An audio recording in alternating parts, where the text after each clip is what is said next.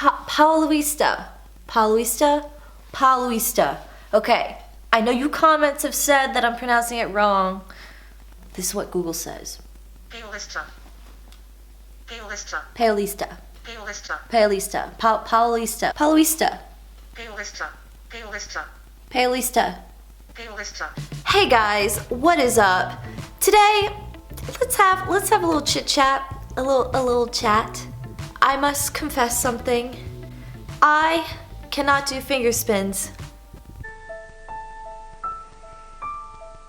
Can't do finger spins consistently, can't do it correctly, and especially cannot do it on camera. So let's roll the clip right now from my Space Cadet review video. I can't do it.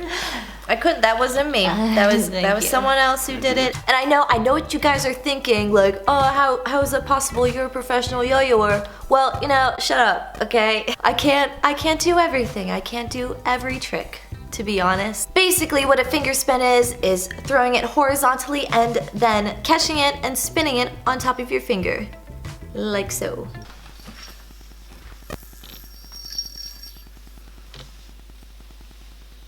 When I was working with YoTricks, doing these tutorials, and they're still being released, by the way, they were awesome. They taught me so much. They're so knowledgeable about every trick, how it's constructed, and they taught me how to do finger spins. But I have short-term memory, and after that, when I'm studying for an exam for a couple days before, I just know everything, and then I take the exam, it goes well, and then after, completely forget everything. It just goes out of my brain.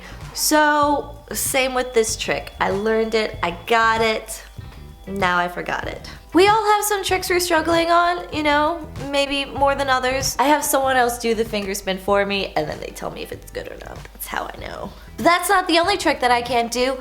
I can't do seasick.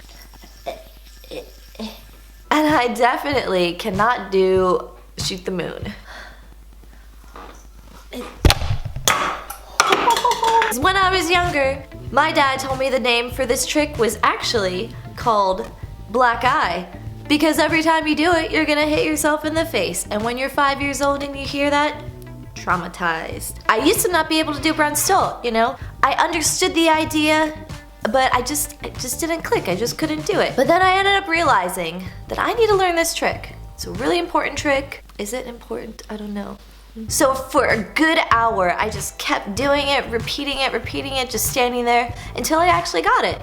And then after that, the entire day I just was performing and practicing the trick until it became second nature. We are impatient. We want everything instantaneously. Sometimes with difficult tricks, that takes a long time to do, and we don't have time for that. A good example of this is 2A, and not many people play 2A. Back in the day when I started, which was 20 years ago, don't ask me my age, 2A double-handed loops was the thing to do, and 1A was not many people really divulged into that back in the late 90s. And it was hard. I mean, to know how to loop, that just takes time in itself.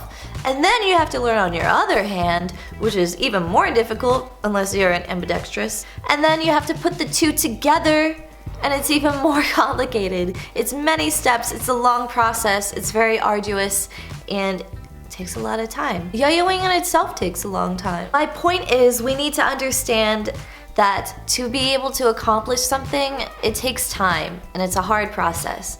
I've taught thousands of people how to yo-yo.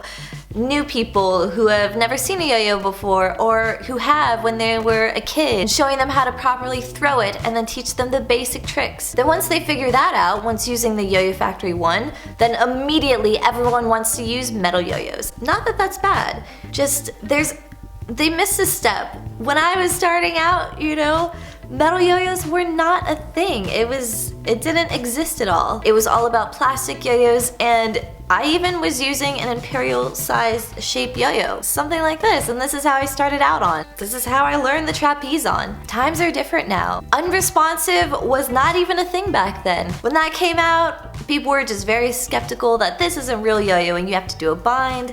That's not yo-yoing. But now it's something everyone has to learn. You guys are lucky to be able to have this plethora of these beautiful metal yo-yos. Don't get too ahead of yourself. Always learn the basics, you know. It will be difficult. It is hard. Yo-yoing is difficult, but once you get it down, once you really know the basics, and then you move on to the next step and not jumping, you know, to the next most expensive metal yo-yo, you guys will be fine. Wasn't I talking about finger spins? Yeah. So I guess I need to practice finger spins because it is difficult. I will try to improve that, but not today. Another day. Do you guys have any tricks that you can't do? I mean, I probably have some more tricks that I can't really think of right now that I can't do, but oh, it's gonna be embarrassing. I can't do a snap start. Not even kidding.